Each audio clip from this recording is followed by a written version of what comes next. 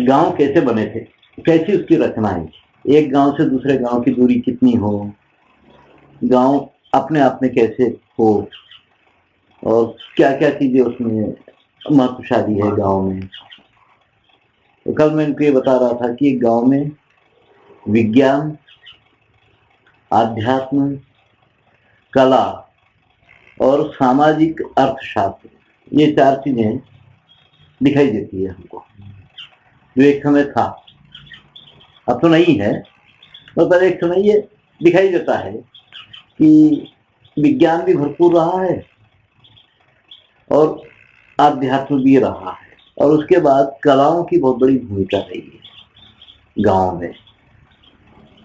और इन सारी चीजों के लिए सामाजिक अर्थशास्त्र, क्योंकि समाज अगर सामाजिक ढंग से जीना है तो उसकी जो अर्थव्यवस्था होगी वो सामाजिक अर्थव्यवस्था है ना, और सामाजिक अर्थव्यवस्था नहीं चलेगी या किसी और तरह की भी नहीं चलेगी, जो भी है अर्थव्यवस्था सामाजिक अर्थव्यवस्था। तो पहले जब ये गांव यहाँ के देखने में आए तो उनकी अपनी अर्थनीति क्या थी, अर्थव्यवस्था क्या थी।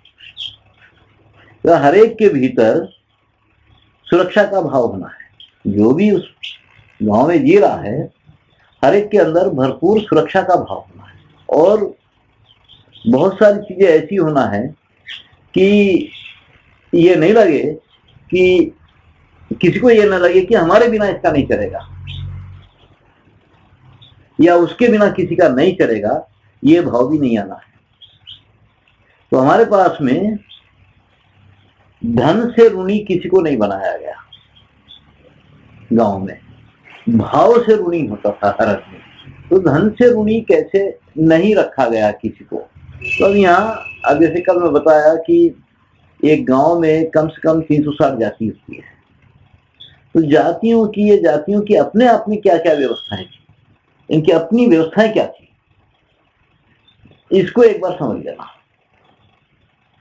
कि अपने लिए भी ये लोग सब कुछ अपना कैसे कर लेते थे, तो उसकी अपनी व्यवस्थाएं क्या थी पूरी की पूरी। और गांव के पास भी अपनी व्यवस्था क्या थी सबको व्यवस्थित रखने के लिए। ये हर एक के पास तो अपनी टेक्नोलॉजी थी, टेक्निक थी, और वो टेक्निकों को बढ़ावा देने के लिए, उसमें सुधार करने के लिए भी एक समाज वहां था ही था। पंच विश्वकर्मियों का तो यही काम था पूरा, हाँ, हर कोई अपनी टेक्निक को नहीं बना देता है, उसमें क्या चाहिए, क्या और कमी है, क्या होना है, खराब हो जाए तो उसको दुरुस्त करना है, ये सारी व्यवस्था गांव में थी। तो कोई भी चीज अगर खराब भी हो जाए तो उसको दुरुस्त भी तो करना है ना, तो वहां पर ये सारी चीजों को रखा गया, और हर टेक्निक को समय समय के हिसाब से जैसे से बदलना भी है, करना भी है। तो अब ये जानकारियां कि कहाँ कैसे पैदा हुई है, कहाँ कोई चीज कैसे बनी है, टेक्निकों में कहाँ क्या सुधार आया है, ये गांव तक किसी एक गांव में हुआ है, वो इस गांव तक कैसे आ जाता था, कैसे फैलता था वो, तो कैसे होता था। अब यहाँ पे जैसे एक गांव में ठीक है एक कारीगर वर्ग है जिनके हाथों में मशीनें हैं, जो भी उस तरह की उस समय की मशीन रही है वो उनके हाथ में थी, पर उससे हट करके और भी बहुत लोग थे। फलों की पूरी व्यवस्था उस समय, जंगल के फल और गांव के फल जो भी रहे, ये पूरी व्यवस्था कोली समाज के हाथ में थी। तो ये कोली लोग क्या करते थे उस समय पे, उस समय क्या अभी तक एक 20 साल पहले तक भी इनका क्या था कि ये सारे जंगल के फलों पर भी इनका अधिकार था, और बाकी बाग बगीचों के भी जो फल है वो भी यही लोग पकाना और बेचना, ये लोगों का ही काम रहा है पूरा। तो ये तहसील होने के बाद, रेवेन्यू के बाद में, रेवेन्यू से ये झाड़ पूरे अपने आप में पकड़ते थे। सीताफल के झाड़ है, इमली के झाड़ है, ये तो सरकारी जमीनों पे थे पूरे। तो इसको क्या करते थे ये लोग, जब बोली लगती थी तो समाज की ओर से बोली लगाई जाती थी, सारा समाज। तो यहाँ उस समय 300 घर थे इनके कोलियों के, तो ये समाज ही बोली लगाता था, और पूरे इमली के झाड़, सीताफल के झाड़ ये लोग ले लेते थे, जितना भी पैसा देना है वो बात करके, पैसा उस समय नहीं देते थे। तो उसके बाद ये लोग बैठ के ये तय करते थे कि कौन कहाँ जाएगा रखवाली के लिए, कौन किस किस बगीचे में जाएगा, जहां झाड़ है वहां कौन कौन चला जाएगा। ये आपस में पूरा बांट लेते थे और सब लोग अपनी जाकर के वहां छोटी छोटी झोपड़ियां बना लेते थे और उसमें रहते थे। खाना वाना भी वहां पकता था और मजे से सारी चीजें देखते रहते थे। जब फल पकने के समय आता था तो फल जब तोड़ते थे तो सारा फल तोड़ करके एक जगह इकट्ठा होता था। इकट्ठा होने के बाद में ये परिवार के हिसाब से उसको बांटते थे और उसमें ये देखा जाता था कि बड़ा फल, मध्यम है और छोटा है, तो ये हर एक को बराबर हिसाब से बांट दिया जाता था। अब ये लोग सारे लोग वो फल बेच करके जो पैसा आता था वो पैसा एक जगह इकट्ठा करके पहले रेवेन्यू का दे करके तहसील का पैसा निपटने के बाद फिर जो होता था वो इनका होता था। तो उसमें ये लोग क्या करते थे कि अब जैसे कोई है वो बोलता है मैं जिस इलाके में घूमता हूँ वहां कोई बड़ा फल नहीं लेता है, वहां सब छोटे फल लेने वाले हैं, तो बड़े के बदले छोटे कितने दिए जाएंगे। कोई है नहीं नहीं मैं जिस इलाके में घूमता हूँ छोटा फल कोई नहीं खरीदता है, वहां बड़ा ही फल खरीदने वाले लोग हैं, तो एक कितने छोटों के बदले कितने बड़े फल दिए जाएंगे, ये लोग तय करते थे और उस हिसाब से देते। ये लोग बेच बात करके अपना जो करना है वो सब करते थे, इनकी अपनी कमाई होती थी वो। मगर ये सब कमाई होने के बाद ये सारे लोगों को अपने समाज के लिए कुछ हिस्सा देना पड़ता था। वो समाज के मुखिया के पास इकट्ठा रहता था तो पूरा, तो वो साल में एक बार वो पैसा है जो भी है ज्यादातर होली के आसपास लोगों को बांटा जाता था। जैसे कोई बोलता था कि मेरी बेटी की शादी है तो मेरे को पैसा चाहिए, कोई कुछ काम के लिए पैसा मांगता था, तो ये बराबर वो पैसा सबको देते थे, बांटते थे। मगर जब वो लौटाएंगे तो सवाई से लौटाना है, वो उनके समाज का पैसा है। तो वो पैसा लेने के बाद फिर होली के समय पे एक दिन कायम होता था, उस दिन सभी लोग पैसा लौटाते थे, कोई डुबाता नहीं था पैसा और सभी लोग पैसा लौटा डालते थे। फिर उसके दूसरे दिन फिर सबको बंटवारा होता था। मगर वो बात के समय ये देखा जाता था, वापिस लेते समय ये देखा जाता था कि पैसा जो लिया है वो क्या काम बोल करके लिया है, वो काम किया या नहीं। कोई जैसा अपनी बेटी की शादी के लिए पैसा लिया है और वो बेटी की शादी नहीं किया, किसी और चीज में पैसा लगा दिया है समझो, तो जब उसको वापिस देना होगा तो सवाई से नहीं, उसको देड़ाई से वापिस करना पड़ेगा। उसको जुर्माना लगता था कि तुम अपनी बेटी के शादी के लिए पैसा लिए और वो शादी नहीं की, इसलिए ये जुर्माना लगेगा। जिस काम के लिए तुम पैसा बोल करके लिए वो काम करना है तुमको, तो देड़ाई से। अब समझो वो अपनी बेटी की शादी किया है, तो जब वो पैसा लेकर के आएगा सवाई से, वो लेने के बाद ऊपर का जो सवाई हिस्सा है वो उसको समाज बेटी के लिए देता था कि हमारी ओर से तुम्हारी बेटी के लिए ये वो वापिस किया जाता था। ये जो मैं देखा हूं ये बात बता रहा हूं। मगर एक समाज की शादी हो रही है, जैसे यहाँ एक बगल के गांव में देखा बुरुड लोगों की बांसोड़ों की शादी थी, तो बारात जब आई है तो बारात को 500 रुपया ये समाज के मुखिया को देना पड़ता था।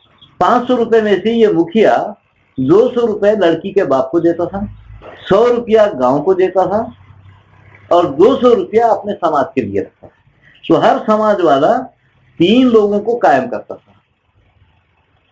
एक तो उनका मुखिया है, एक उसके हाथ के नीचे कारोबारी है और एक फिर उसको बोएड़ू बोलते हैं यहाँ से, जो सबको बुलावा देने का, मुनादी देने का काम करता था। एक और होता था जो उस समाज की पूजाएं करवाने के लिए पुजारी होता था। ये 4 की व्यवस्था ये समाज को करना होता, उसके लिए कहीं और से नहीं।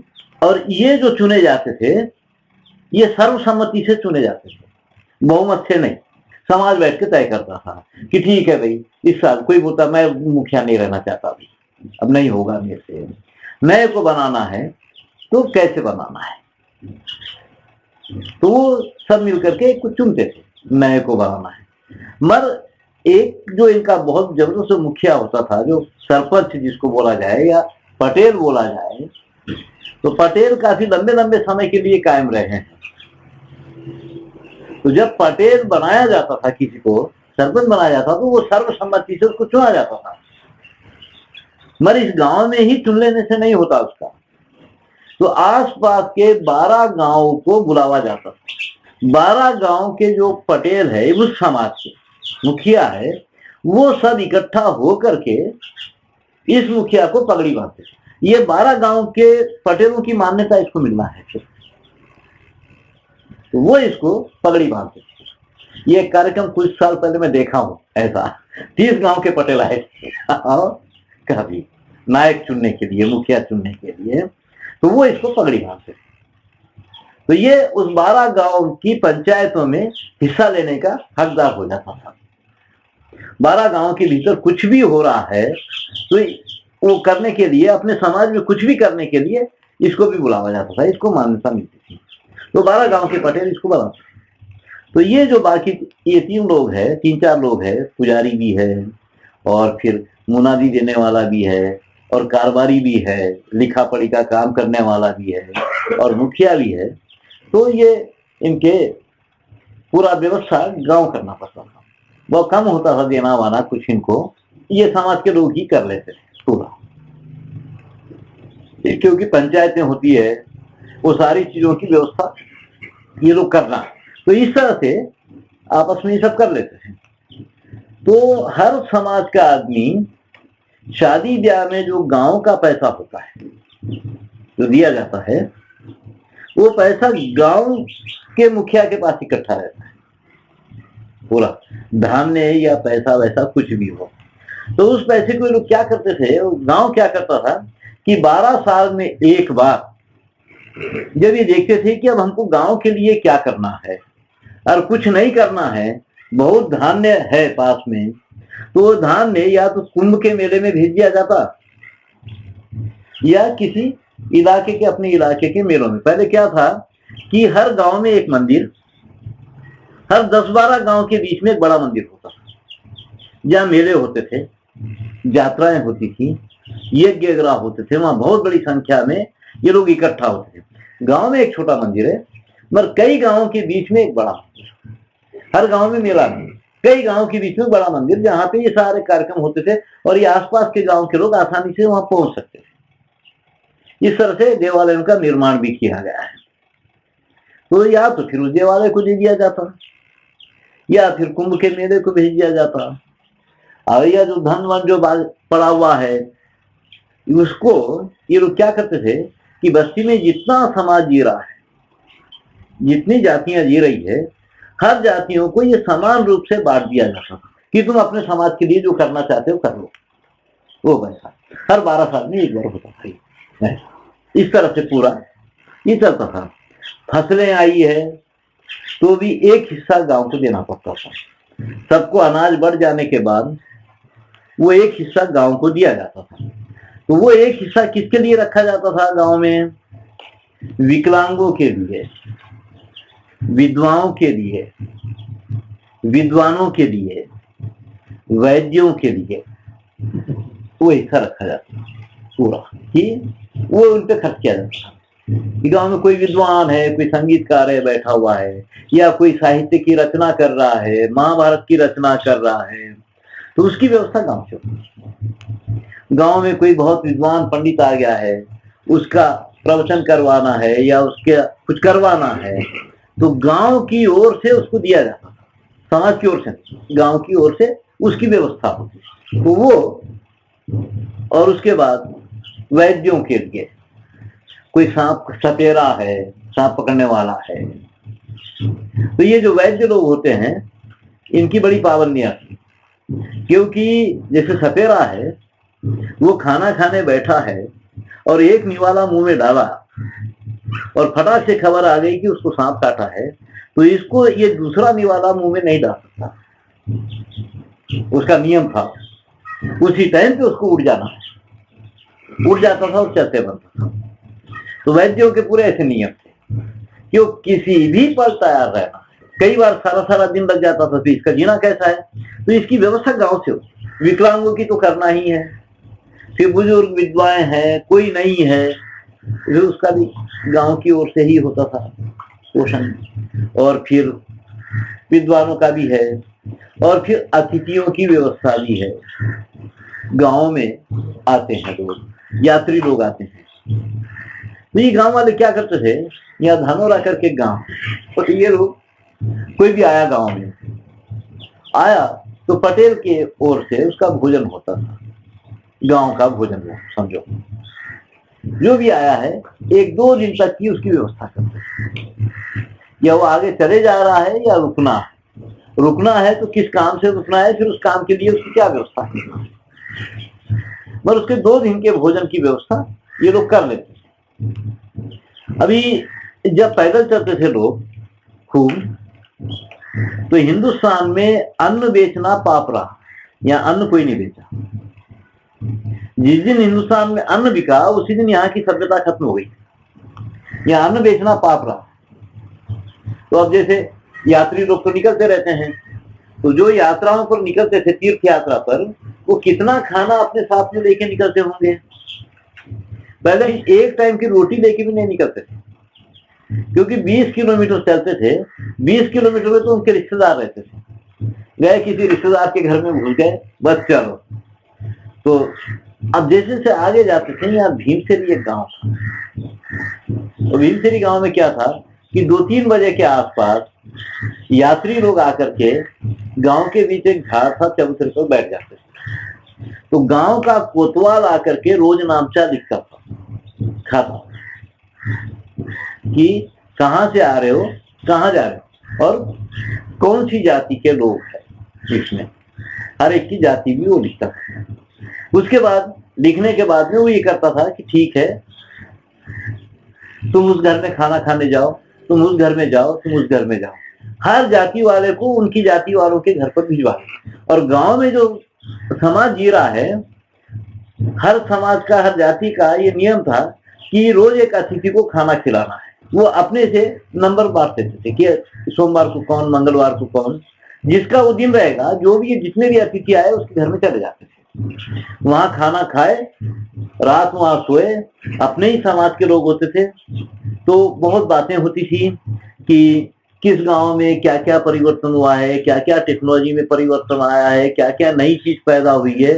ये सारा सहज ही लोगों को मालूम पड़ जाता था, आसानी से मालूम पड़ जाता था। सुबह ये लोग कुछ बांध करके दे देते, वो सारे लोग झाड़ के पास इकट्ठा होते, फिर आगे चले।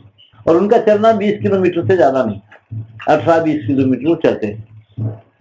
फिर दूसरी जगह गए, फिर वहां की व्यवस्था ये है। इस तरह से अन्न कभी नहीं बिका। आपको मालूम है ना, कालेश्वरम में अभी तक खाना नहीं बिकता है। अभी ये टूरिज्म का सेंटर बनाने के बाद अब होटल सब बनेंगे कालेश्वरम में। कोई भी चले जाओ, किसी भी घर में जाके हम खाना खाते हैं, तो कितने लोग हैं पूछ लेंगे, तो कोई शाकाहारी या मांसाहारी, नहीं हमको मांसाहारी हुए, तो उस घर में चले जाओ। तो उस घर में गए, बोल दिए ठीक है, तुम जाके नहा धो करके पूजा वजा कर करके आ जाओ। यहाँ नदी में गए, गोदावरी का वहां संगम होता है, नहा करके पूजा वजा कर आकर के आते थे, भोजन करते थे, आनंद से चलते बनते। वहां कोई बोलता भी नहीं था इतने लोगों के खाने का इतना पैसा होगा, यूं होगा क्यों नहीं। ये खाने के बाद पत्थर के नीचे कुछ रख दिए, बस रख के उठ जाते थे। कालेश्वरम में अभी तक ये चलता रहा। हमारे बचपन में बहुत छोटे छोटे थे, जब कहीं से बाहर से ब्राह्मण आते थे, आकर के वो पूछते थे ब्राह्मणों का घर कहाँ है, बता वो घर है। तो ये क्या करता था, इनका जो मड़ी का कपड़ा होता है, रेशम का कपड़ा, वो घर के बाहर खूंटी पे लटका देता था, चलते मतलब। तो घर की औरतें उठ के देखती थी कि कितने कपड़े लटक रहे, उस हिसाब से खाना पका। और ये अपना काम वाम करके आया, कुएं पे नहाया धोया, संध्या फंध्या क्या, खाने को बैठ जाता था, खाया, जितने दिन रहना है वो रहता था, फिर चलते बनता था। मगर उस समय ये था कि इसको उस गांव में जो मिला है वो गठड़ी बांध के ले नहीं जाता था, सब यहीं डाल के जाता था। क्या करेंगे, दूसरी जगह भी तो उसको मिलना ही है, ऐसा है ना। वो थोड़ी जो बाद में और कोई लोग आएंगे ही आएंगे, तो गठड़ी बांध के जो भी इकट्ठा हुआ है वो वहीं डाल के चले जाता था। सांड होकर के ले जाएगा, जो ले जाने की चीजें वो ले जाता, बाकी तो वहीं डाल करके चले जाता था। ये हमारे बचपन में हम लोग देखे ऐसा। हाँ, तो इस तरह से ना वो चलता था पूरा का पूरा। हर जाति का अपना समाजशास्त्र था। जैसे गांव में कोई मर गया तो कुम्हार के घर से मटका जाता है, और कुम्हार मर गया तो फिर मटका कौन दे रहा है ना? क्या अपने घर का मटका उठाएगा क्या? नहीं। तो उस समाज के चौधरी का ये धर्म होता है कि वो मटका लेकर के जाए। जो भी उस समाज का मुखिया है वो फिर अपने घर से मटका लेके जाता है। गांव में शादी हुई है किसी और समाज की, तो कुम्हार के घर से मटके आते बहुत सारे। कुम्हार के घर में शादी है तो फिर ये बाजे गाजे के साथ अपने चौधरी के घर जाके उसके घर से लेकर के आते मटका। अब जैसे भड़ाई लोग है, भड़ाई गांव में जितनी भी कुछ भी होता है, कार्यक्रम होता है, शादी ब्याह है, तो भड़ाई के घर से पोचावा बनवाते, ग्राम देवता का विग्रह बनाते। तो ये ग्राम देवता का विग्रह ले जा करके पोचावा के मंदिर में रख डालते। मगर भड़ाई के घर में शादी है तो वो उस मंदिर में जाके 2 लकड़ी की मूर्तियां उठा के घर में लाता है, ये हमारी बेटी है। क्योंकि तो ग्राम देवता पोचावा को अपनी बेटी मानता, बाकी और लोग ले जाके वहां चढ़ाएंगे, मगर ये क्या करता है कि वहां से मंदिर से लेके आता है बाजे गाजे के साथ और अपने घर में लाके पूजा के मंदिर में रखता है। ये तो हमारी बेटी है। तो बेटी के हिसाब से उसको घर में लाता है कि हमारी बेटी हमारे घर की शादी में नहीं आएगी तो कैसे वो रखेगा। शादी वादी होने के बाद फिर बाजे गाजे के साथ फिर ले जाके पोचाव के मंदिर में रख के आ जाएगा। ये सब हर जाति का अपना एक समाजशास्त्र है ना, अपना अपना, हर जाति का अपना अपना एक समाजशास्त्र है। अब जैसे हर कार्य में आगे चलना और भोजन में सबसे पीछे, ये चर्मकार लोगों का एक ये था। मालगुल बेंदी प्रतिपनी मूंगा का किंडी की का, तो हर कार्यक्रम में आगे। मगर जब ये गांव में किसी भी कार्यक्रम के लिए निकलते थे तो इनका जो ग्राम देवता है उसके पास पहले वाद्य बजा करके उसके बाद वो लोग निकलते थे बाहर। इनके अपने नियम ऐसे बहुत सारे थे। तो कभी कभी ये देखने में आता है कि ये हर समाज का, हर जाति का अपना एक समाजशास्त्र है। शिवदत्त जी उस पर एक अध्ययन होना चाहिए, है ना, उस पर भी एक अध्ययन करना है कोई ना कोई, कि हर जाति वाले का अपना समाजशास्त्र क्या है, उसके अपने रिवाज क्या है, वो कैसा अपने आपस में सब कुछ कर लेते हैं। तो ये जो पूरा अर्थशास्त्र रहा है अपना, जैसे एक जाति वाला कोई मर जाए तो उसमें समाज की भूमिका क्या होती है, उस जाति की अपनी भूमिका क्या है, कुछ तो करना होगा ना इसको। ये सारी चीजें बहुत है।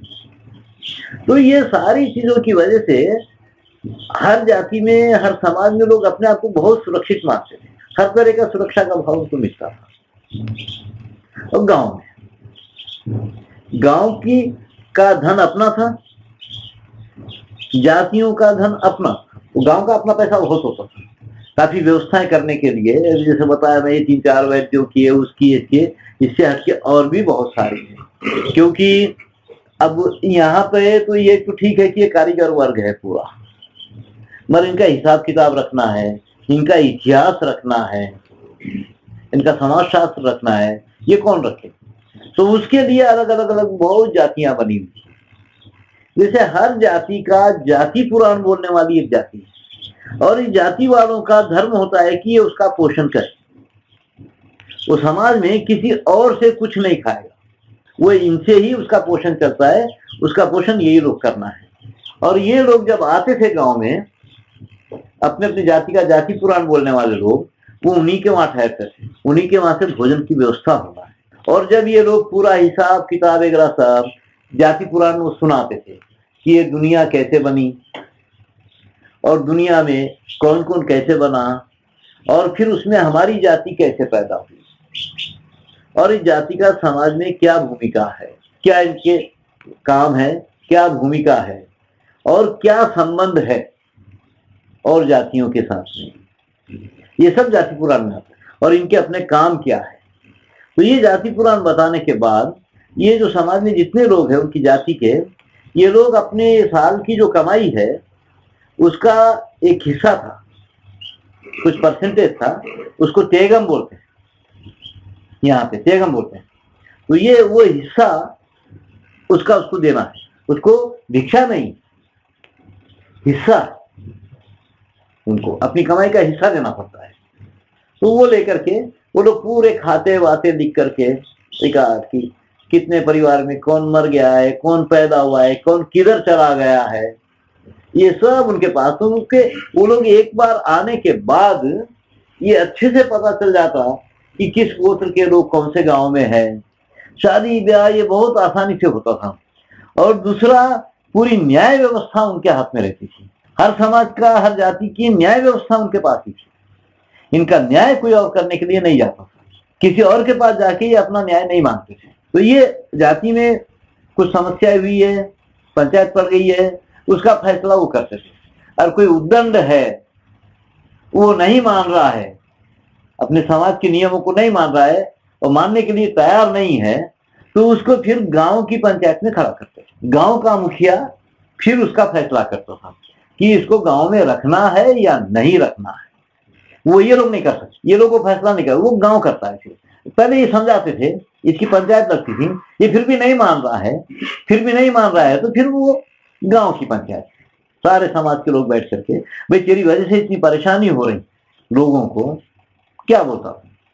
और वो नहीं मान रहा है तो उसको गांव से निकाल देने का या कभी कुछ हक ये लोगों को था पूरा। मगर गांव में कोई आया है, नया परिवार आया है जीने के लिए, तो किसी दूसरे गांव में जाके जी लेना पहले बहुत मुश्किल होता था, क्योंकि यहाँ का अपना मार्केट वार्केट सब बंधा हुआ है। समझो एक जाति वाला आ गया, एक तरह की कारीगरी का काम करने वाला आ गया, मैं इस गांव में जीना चाहता हूं, तो उसको सहज नहीं मिलता था जीने का अधिकार। वो आकर के जिस भी जाति का है, वो जाति के बीच में वो रहना है, काफी लंबा समय रहने के बाद ये खिलाते पिलाते थे उसको। ऐसा नहीं कि भूखा बैठा करके रखते थे, मगर उसको अपने समाज का या अपने गांव का नहीं माना जाता था। तो अभी क्या था, जैसे तुमको एक तरह का काम करना पसंद है, सीखना चाहते हो, तुम सीख सकते हो, कुम्हारी काम तुम सीख लिए, मगर तुम कुम्हार नहीं बन सकते। 12 साल उस समाज में रहने के बाद वो समाज के लोग अपने घर से एक एक घर इसको देते थे, एक कार्यक्रम करते थे, एक एक घर इसको देते थे। और जिस दिन इसकी रोजी रोटी उस काम पर चालू हुई, उस दिन ये उस समाज का माना जाता, उसके पहले तक नहीं। उसकी आहार की व्यवस्था जिस दिन चालू होती है उस काम को लेकर के, तो उस जाति का माना जाता है, उस समाज का माना जाता है। ये एक एक घर क्या देना, एक एक घर देने का मतलब है कि जैसे कुम्हार है, 10 घर वो बांट के जी रहा है, एक एक जना 10-10 घर है उसको, तो ये सब लोग मिलकर के अपने घरों में से एक एक घर इसको देते हैं, तो इसके 8-9 घर हो जाते हैं। उस दिन से ही जीना चालू करता है। अब जैसे एक ग्वाला है, किसी कारणवश उसके पशु मर गए या कुछ हो गया, तो जितने ग्वाले लोग हैं ये अपने जानवरों में से एक एक जानवर उसको देंगे निकाल करके। 10 घर है तो 10 जानवर इसके पास हो जाते थे, और वो दूसरे दिन से वो दूध पर फिर जीना चालू करता। ऐसे किसी कारण अगर नुकसान हो जाए तो ये समाज ये करना पड़ता था, अपने पशुओं में से एक एक पशु निकाल करके उसको दे देगा, चारा दे देगा उसको कि ठीक है तो हम इसका पोषण करते हुए जियो। पशु देने से ही नहीं चलेगा, उसका चारा भी देना पड़ता था, तो लोग चारा भी देते हैं। और ये उस पर जीता था, जिस दिन वो जीना चालू किया उस दिन से ये उस समाज का होता है, उस समाज का अपने आप को मानता है। गांव में कोई आकर के रह गया तो कम से कम उसको 3 साल देखते थे कि इसका चाल चलन कैसा है, इसका व्यवहार कैसा है, क्या कैसा है। उसके बाद सारे गांव के लोग मिलकर के एक कार्यक्रम करके उसको उस दिन गांव का बनाते थे। वो उस दिन के बाद मैं इस गांव का हूं बोल सकता था। अभी भी ये गोंडू एगरा में ये सब चलता है। जैसे लम्बाड़ा समाज है, लम्बाड़े लोगों में भी ये पद्धति है। लम्बाड़े लोगों में तो कई बहुत सारी जबरदस्त पद्धतियां हैं। समझो कोई आदमी की पत्नी मर गई, छोटे छोटे बच्चे हैं, ये दूसरी शादी किया, अब उसको दूसरी शादी में तो ऐसी ही औरत मिलेगी जिसका पति मरा हुआ है ना, और उसके पास एक बच्चा है, तो बच्चे को लेकर के आ जाएगी। इसके साथ में, तो उसको ये लोग जांगड़ बोलते हैं, जांगड़। तो ये उसी घर में रहेगा, पलेगा, बड़ा होएगा, ये सब होगा। होने के बाद ये जब अपनी संपत्ति का बंटवारा करेगा तो जांगड़ को भी संपत्ति देना पड़ता है, जिसको साथ में लाई है उसको भी संपत्ति देना पड़ता है, एक हिस्सा उसको भी दिया जाता है। मगर 30 साल के बाद एक कार्यक्रम करके उसको अपने परिवार का बनाया जाता है। ऐसा हमारे पास में बहुत है, ये सब कभी हमारे गांव की व्यवस्थाएं रही है ना। किसी कोई परेशान नहीं होना है, किसी में असुरक्षा का भाव नहीं होना है, ऐसा करके वो बहुत सारी व्यवस्थाएं बनी। तो जब ये जैसे बहुत सारी पंचायतें होती थी जिसके फैसले नहीं किए जा सकते थे, बहुत असंभव हो जाता था, तो ऐसे समय में ये लोग भिक्षावृत्ति वाले जो लोग हैं, जाति पुराण बोलने वाले जो लोग हैं, इनका इंतजार करते थे। और ये जाति पुराण बोलने वालों के भी किसी के 150 गांव, किसी के 200 गांव, एक आदमी आया उसके 800 गांव थे, 800 गांव में घूमना है। तो इसका 2 साल में 3 साल में हर गांव में नंबर लगता है, ऐसा निरंतर घूमते रहने के बाद भी। तो 2 साल में एक बार ये लोग आते थे, और वो जब आते तो उनके सामने ये पंचायत रखी जाती, तो उस पंचायत का वो लोग फैसला करते थे, जिसको सबको मानना पड़ता था, क्योंकि वो कई गांव घुमा है, तो कई गांव के वो हवाले देता है कि उस गांव में ऐसी पंचायत होने पे ये फैसला किया गया, उस गांव में ऐसी पंचायत होने पे ये फैसला किया गया। तो ये कई गांव का बता करके उस आधार पर हम ये फैसला कर रहे हैं, वो फैसला करते थे, जिसको ये समाज मान लेता। कुछ ऐसी पंचायतें मैं देखा हूँ, एक बड़ी मजेदार पंचायत, एक यहाँ ये तंतोली गांव है ना, ये गांव की लड़की, यहाँ तलमड़गु एक गांव है, वहां पर दिए थे, शादी किए। तो वो जब गर्भवती थी तो उसका पति उसको छोड़ दिया, तो वो अपने मायके आ गई। अब वो आते समय वो एक कागज लिख के दिया कि तेरे जो भी संतान होगी उसका आधा खर्चा मैं दूंगा, ये कागज पे लिख के दे दिया। वो पंचायत बैठ के ये लिखवा दी उससे और छोड़ दिया। तो ये अपने मायके में आई, आकर के लड़की पैदा हुई उसको, लड़की को 5वीं 6वीं तक पढ़ाई थी, उसके बाद उसकी शादी करी, उस लड़की को भी 3-4 बच्चे हो गए। ये इसकी मां मर गई, ये बूढ़ी मर गई, मगर उसकी बेटी के हाथ में ये कागज लगा, कितने सालों के बाद, इसको भी 3-4 बच्चे हो गए थे, इसके हाथ में वो कागज लगा। तो कुम्हारों का कुम्हार निकला, तो यहाँ के कुम्हारों के पास में वो आई कि मेरा फैसला करो, मेरे को न्याय चाहिए। क्या न्याय भाई, मैं पैदा होने के पहले मेरी माँ को मेरा बाप छोड़ दिया था, और वो ये बोला था कि आधा खर्चा दूंगा, वो कागज है मेरे पास में, कितने साल हो गए, 30-35 साल हो रहे छोड़ वाड़ करके भी, तो अब ये न्याय मांगने आई, तो क्या न्याय कर सकते हैं। तो ठीक है, 2-3 बार आने के बाद में लोग बोले ठीक है, वो अगर जिंदा होगा तो उसको खबर तो करेंगे कि तेरे पे पंचायत है, तेरे को आना पड़ेगा। वो जिंदा था, उसको खबर गई, वो आया पंचायत में। आने के बाद में काफी चर्चा हुई, बातचीत होने के बाद में उन्होंने मान लिया कि हाँ ये मेरी बेटी है और ये कागज मैं लिख के दिया था, इसलिए मैं दूंगा। तो ये बच्ची को बोले कि तेरे को कितना खर्चा चाहिए बोल, तो ये कुछ 60,000 के आसपास मांगी। तो अब वो तय किया गया सब मिलके कि ये इतना दे सकता या नहीं दे सकता। तो वो बेचारा बोला मैं 16,000 दे सकता हूँ, हाँ, और मैं 16,000 दे देता हूँ, मेरी बेटी है ये, हाँ, जो मेरे पास में मैं देता हूँ। और वो 16,000 रुपये दिया उसको। तो इस तरह के ये फैसले ये लोग बड़ी आसानी से करते हैं बैठ करके, जो आधुनिक कोर्ट में संभव नहीं है ना। वहां अगर चले जाते तो तू इसकी बेटी है ये साबित कर, है ना, ये बात होती थी, ये इसकी बेटी है साबित कर।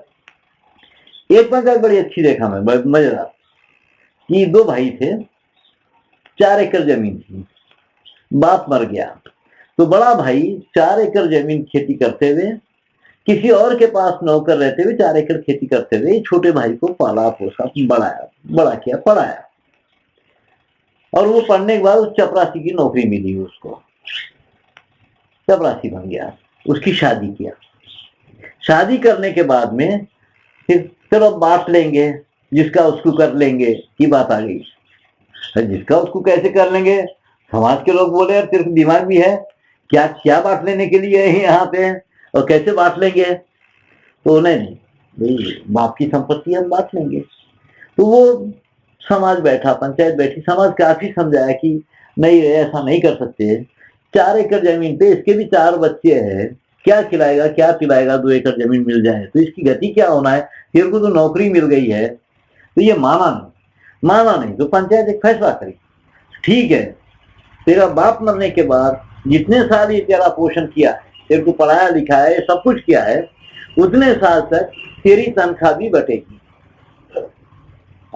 और ये फैसला हुआ वहां पे कि जब संपत्ति बांट रहा है उतने साल तक तनख्वाह बटेगी तेरी, उसके बाद जमीन का हिस्सा लेना है तो। मगर ये कोर्ट में जा करके ले लिया, कोर्ट दे देती है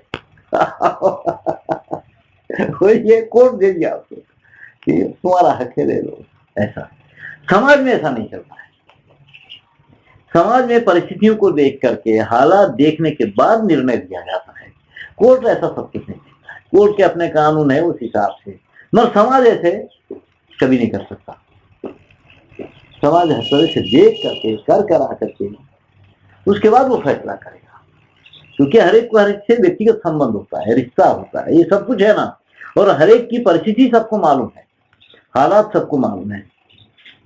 तो अभी लवदा गया, लवदा में पंचायत थी, तो पंचायत में जुर्माना लगता है, कई बार जुर्माना लगा तो गांव मुखिया बैठा हुआ है, तो पंचायत खत्म होने के बाद वहां गुड़ आया, सबको गुड़ दिया गया। तो ये मुखिया का बेटा गुड़ के लिए रो रहा, मेरे को गुड़ चाहिए, गुड़ चाहिए बोल, तो ये मुखिया उसको 5 रुपए निकाल के दिया, जा दुकान से गुड़ खा ले, यहाँ सामने पड़ा हुआ है गुड़, जा दुकान से लेके गुड़ खा ले।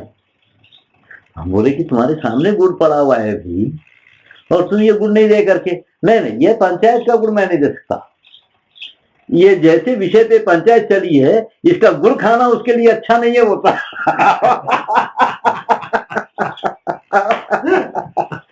इसका गुड़ खाना उसके लिए अच्छा नहीं है बोलता, तो प्रभाव पड़ेगा इस पे, इसलिए मैं ये गुड़ उसको नहीं खिलाता है ना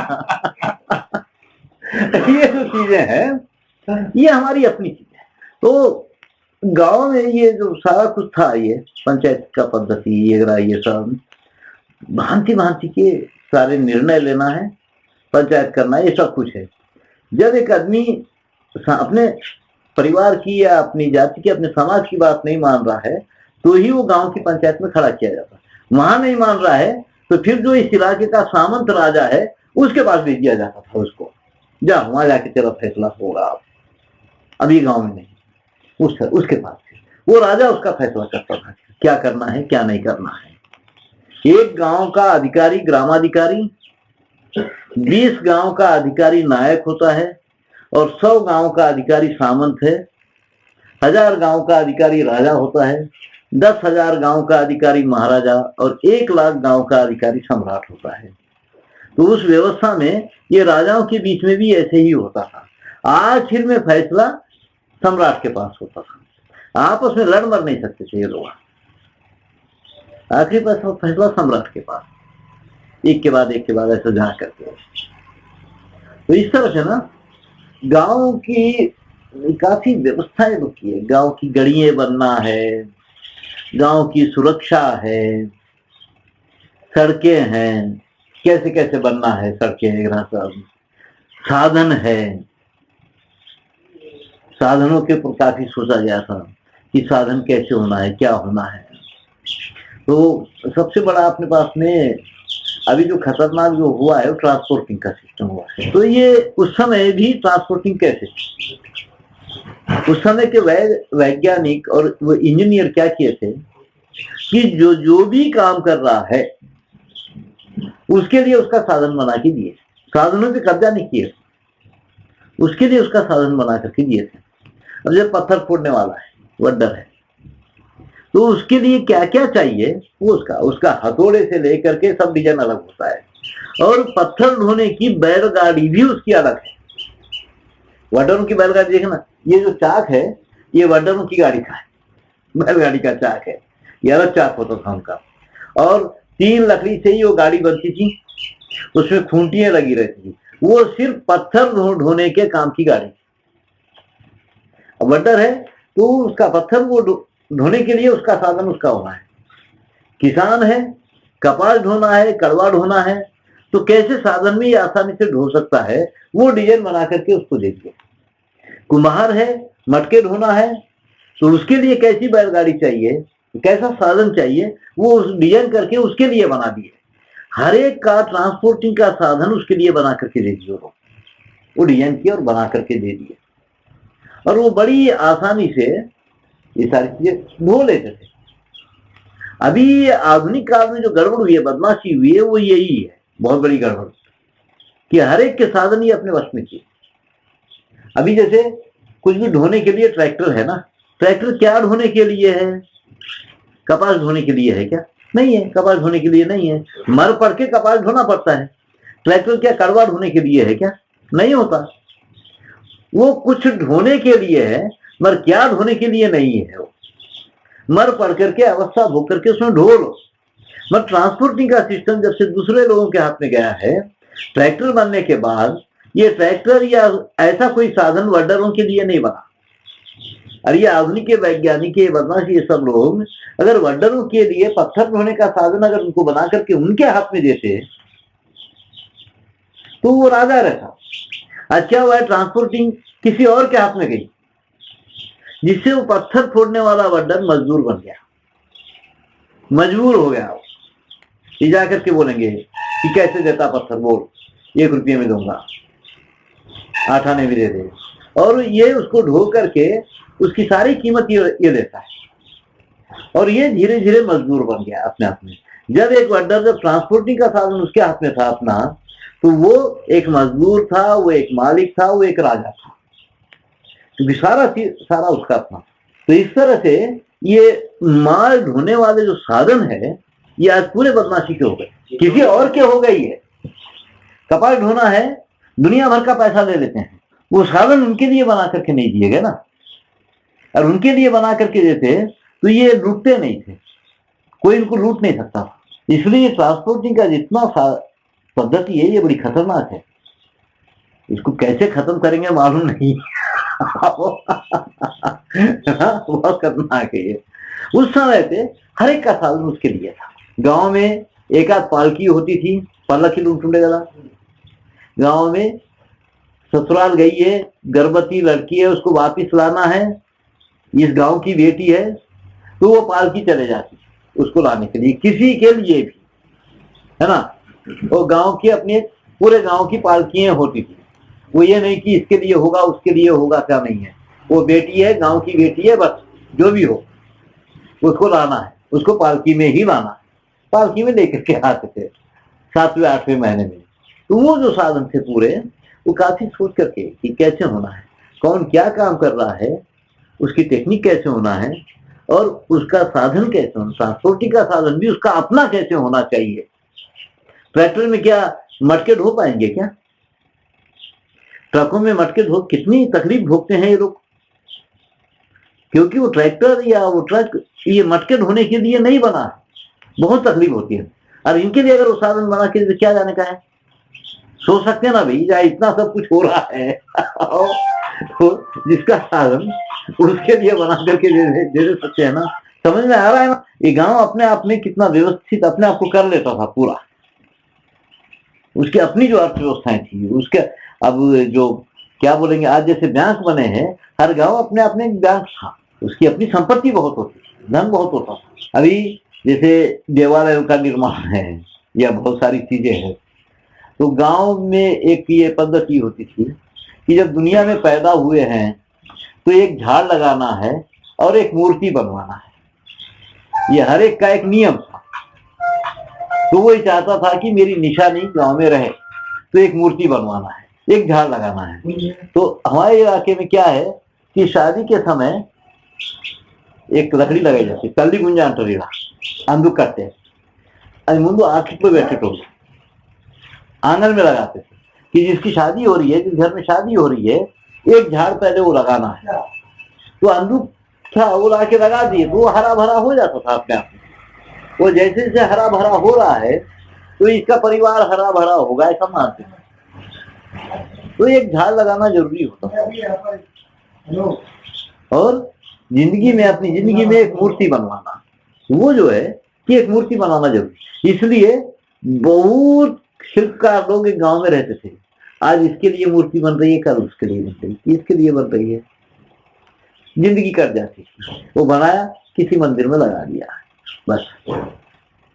अभी जो दिलवाड़ा का जो मंदिर है वो ऐसे ही है ना, क्योंकि वो जो सोमपुरा शैली की जो शिल्पी है, वो बच्चे जो काम सीखते हैं तो आखिर में वो कितनी सुंदर मूर्ति, जितने वो परीक्षा जो बनाता है वो सुंदर मूर्ति उस मंदिर में लगा दी जाती। एक आसानी से निर्माण होता था बहुत, उस मंदिर में लगा देना है। और वो अपनी मेहनत करके बनाता था, अपनी कारागिरी बताता था वो पूरा। तो ये जो है कि कल परसों तो मैं वो ये जल की भी व्यवस्था बताया, गांव के लोग कैसे कर लेते थे पूरे अपने पानी की व्यवस्थाएं, वो बंटवारे के क्या ढंग थे, जंगल का भी है, ये सब रहा है। अभी जैसे गांव के पास नदियां हैं, अब यहाँ पैनगंगा नदी है, पुल बनाना हमारे पास में अच्छा नहीं माना जाए, पुल नहीं बनाए जाते ना, तो पुल बनाने में बहुत माफी मांगते थे पहले नदियों से नदियों से माफी मांगी जाती थी कि हम तेरे फैलाव को रोक रहे हैं, इसका कोई हमको हक नहीं है, अधिकार नहीं है। फिर तो यहाँ क्या था कि ये पैनगंगा के पास पार जाना है, तो मछुआरे वहां है, बहुत मछुआरे, उनकी नावें, तो इधर के गांव के लोग, उधर के गांव के लोग ये मछुआरों को धानी कायम करके रखे कि साल का हम इतना अनाज तुमको देंगे, और साल के 12 बार इनको भोजन करवाना होता था, मान करना होता था, दावतें थी इनकी, कभी कोई गांव कभी कोई गांव कभी कोई गांव करवाना होता था, वो गांव की ओर से होता था इनका काम ये था कि जो इधर से जा रहा है उसको उस पार छोड़ना है, उस पार से जो इधर आ रहा है उसको इधर लाना है, किसी से पैसा नहीं लेना है। ये व्यवस्था इनकी गांव करके रखा कि तुमको जीना है, तुम्हारी व्यवस्था हम करेंगे गांव, मगर पार जाने वाले को उतारना है, तो उससे पैसा नहीं ले सकते। समझो कोई बारात आ रही है तो बारात के लोग खुश होकर के या पार होने के बाद इनको कुछ देते थे, तो वो इसका व्यक्तिगत नहीं होता था, वो समाज का होता था, उस समाज का, तो समाज का वो इकट्ठा होता था। और उसके बाद जल की उस इलाके की वहां की जो फसलें हैं उस पर उनका अधिकार है, मछली है और कुछ है, बहुत तरह के चावल होते थे, नदियों के किनारे क्या क्या होता था, उस पर उनका अधिकार है, उसमें किसी और का अधिकार नहीं। तो ये लोग जो साल भर में जो पैसा इकट्ठा होता था वो फिर साल के आखिर में बैठ करके या तो जिसकी जरूरत के अनुसार बांट लेते थे आपस में, या समाज का हो जाता था वो पैसा। ये पुरोहित भी क्या करते थे, गांव के जो देवालय है हर साल कुछ पुरोहितों की ड्यूटी लगती थी पूजा करवाने की, सब तो नहीं करवाएंगे ना, मगर उस देवालय की जो कमाई है वो साल के बाद जितने बस्ती में पुरोहित है उन सबके घरों को बांटे जाएगी, भले ही 1 रुपया हम लोग। वेमुलवाड़ा में अभी भी ये होता है, उस देवालय की अपनी जो खास कमाई है जो साल भर में इकट्ठा हुई है, पुरोहिती से जो उसको मिल रहा है वो एक अलग है, मगर देवालय का जो इकट्ठा हुआ है तो वो सारे पुरोहित वर्ग में बटेगा, भले ही 2-2 रुपए हम ना वो बांटने का पूरा उनको अभी भी ये बढ़ता है। अब एंडोमेंट कब्जा करने के बाद वो खत्म हुआ है अब जैसे इस इलाके में ओझा है, पितल की ढलाई करने वालों, इनके 20-20 गांव में इनका अपना मार्केट रहा है, मगर जब किसी गांव के देव का काम करना है तो ये आसपास के जितने ओझा है ये सब मिलके जाएंगे काम करने के लिए, और ये सब मिलके देव का काम करेंगे। परिवार का काम करना है तो परिवार करेगा, जब समाज का पूरे गांव का काम करना है तो पूरा समाज जाएगा इनका, हर घर से एक एक आदमी जाकर के खड़ा होगा देवता का काम करने के लिए, और वो जो देंगे वो इन सब में बढ़ता है, क्योंकि उस गांव का जो यजमान ओझा है जिसको ये बनाना होता है उसका अपना एक होता है मान, मगर उसकी जो कमाई है वो इन सब में बंटना है, सारे लोगों में, भले ही 2-2 रुपया आम ना वो बांट देते हैं। ऐसे ही गौड़ लोगों का भी था, हर समाज का अपना ऐसे ही था, मगर कई काम इकट्ठा करके करने के हैं। मालूम होगा नेस्ता कट्टू। नेस्ता कट्टू क्या था यहाँ पे कि अभी जैसे है एक किसान है, कोई उसके घर में मर गया, उसको अपने खेत में नागर चलाने में टाइम हो गया, पिछड़ गया वो। तो ये सारे जो किसान है ये सब मिलकर के एक दिन उसके खेत में नागर चलाएंगे, हल चलाएंगे पूरा, सब मिलकर एक दिन कर डालना है उसको। इसको नेस्ता कट्टू बोलते हैं। और आपको घर बनाना है, शिवदत्त तेगरा 4 भाई है गांव में उस समाज के, ये चारों भाई आपका घर बनाने में लगेंगे। आप अकेले हैं, जिस दिन शिवदत्त को घर बनाना है आप अकेले हैं तो अकेले आएंगे। वहां ये नहीं कि हम 4 आए थे तुम अकेला आ रहे की बात नहीं है, जितने हैं उतने जाएंगे। इसको नेस्ता कट्टू बोलते हैं इस इलाके में। और तो ये मिल करके कर लेना है। उर्दू एक खिचड़ू होते हैं, इसको पार करवाना, पिछड़ गया है तो ये सब मिलकर के आपस में इस तरह से वो कर लेते थे। बहुत सारी चीजें नेस्ता कट्टू में होती थी, आपस में मिल करके वो कर लेते थे। अभी मध्य प्रदेश में जब गया मैं, वहां बस्तर गया, तो बस्तर में ये पद्धति है, तो खेत में जो है उस समाज के सारे लोग आके धान काट रहे हैं, तो शाम में ये सबको एक एक शेर चावल दे दिया। लेबर ऑफिसर आके केस लगाया, ये अन्याय हो रहा।